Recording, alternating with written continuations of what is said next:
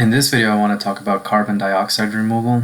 It's being sold as a means with which to get to net zero, and as we're going to read this article by one of the leading carbon dioxide scientists on the planet, that's not quite the case. I have to caveat this article though by saying that it is a personal take on his part, but again, I want to stress that if you look him up, his name is David Ho, you'll realize that he is a leading authority, if not the leading authority, on carbon in the atmosphere for climate science, right? So carbon dioxide removal is what puts net and net zero emissions, apparently.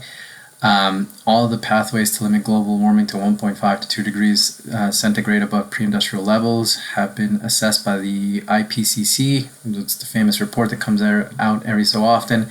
I need to caveat that statement also. So at the time of this reading, this is 2025. This article was published in 2023. For, I think, a few months in 2024, if not fully over the summer, but definitely the second half of 2024, 1.5 was breached for a few weeks. So I really do want to caveat that. So we've already passed that limit. Paris is no longer relevant, and we'll talk about that at some point in more detail. But yeah, just so we're all on the same page. So the IPCC report, in addition to saying that we need to cut back on carbon emissions, obviously, they also state that carbon dioxide needs to be removed. And somehow people have gotten into, well, we live in capitalist societies for the most part. They've tried to turn that into a business, right? And so historically, the way we got carbon out of the atmosphere was by planting and keeping trees, in the ground. That was the traditional way of removing carbon. What happens, or what has happened, is that we all know that even though we don't know the exact number of trees on the planet, we all know that they're being removed, right? We know that biodiversity just in general is declining across the board, right? So that's now no longer a possibility. So we needed a way to get carbon dioxide out of the atmosphere. So companies have come up with ways, and obviously they're artificial, and that has led to what is now called or known as direct air capture technology, or DAC, right? Which suck out carbon dioxide out of the atmosphere by chemical means. And so 3.5 billion has been devoted to this in the US.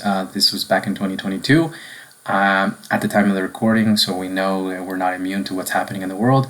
I don't know what the current administration will do with this, because it does make money, so perhaps they're a little bit more open to that kind of thing, but who knows, right? And this article, the reason I wanted to read it with all of you was because it does have a pretty cool analogy. So it says, according to Professor Ho, right? So to understand why CDR is not going to work, think of it as like a time machine. So in 2022, the world emitted 40.5 billion tons of carbon dioxide. At that rate, for every year of operation at its full potential, each hub, so a DAC hub, right, would have to take the atmosphere back by almost 13 minutes. By the time it took to remove those 13 minutes of carbon dioxide, the world would have already spewed a full year of carbon dioxide into the atmosphere. So basically, you've done nothing, right? You've ended up at the same place. Meanwhile, if everybody on the Earth planted a tree, or 8 billion trees, it would take the world back 43 hours every year once the trees had matured. So this one is a little tricky, because how long does it take for the tree to mature? It could be anywhere from, depending on the species, right, 10 to 20 years, if not more time. So that's also, obviously it's a very short article, only one page, so you can't go into detail about that, but we should be mindful of that. So Professor Ho goes on to say that money is going to flood into climate solutions over the next few years, and we need to direct it well. So it's not going to replace radical immediate emission cuts, which is what is needed. And if you look at the trend and other conversations we've had, it's just not. It doesn't look like it's going to happen, right? Anything can happen. We should be hopeful, but we should also keep our feet grounded and look at what's going on and what's possible, right? So in the meantime, research needs to go into CDR methods that minimize land use and energy consumption, and that can be scaled up rapidly and cheaply, because these are major constraints or bottlenecks to the technology. And I think one of the more most important takeaways from this article that really is important for all of science is that not all techniques that work in the laboratory will work in the real world. And that needs to be, we need to get tattoos of that. It means that just because it worked in the lab somewhere, it doesn't mean it's going to work everywhere. Because once something is out in the open where it's influenced by all kinds of things, that's when things fall apart. They don't work as if they were intended, or they have unintended consequences that we didn't really think about because everything was done in a lab, right? So he thinks that it'll be many years before science will tell us the methods that work and how they can benefit or harm the environment. And humanity has never removed an atmospheric pollutant at a global, continental, or even regional scale. And we have only ever shut down the source and let nature do the clearing up. And at this point, it seems like that's the only realistic solution. That being said, I do want to talk about an actual example of this, and I'll show you that in a second. So I want to make this perfectly clear from the onset, right? So that article was published in 2023. This is April 25th, 2024. So this is about a year before the recording of this video.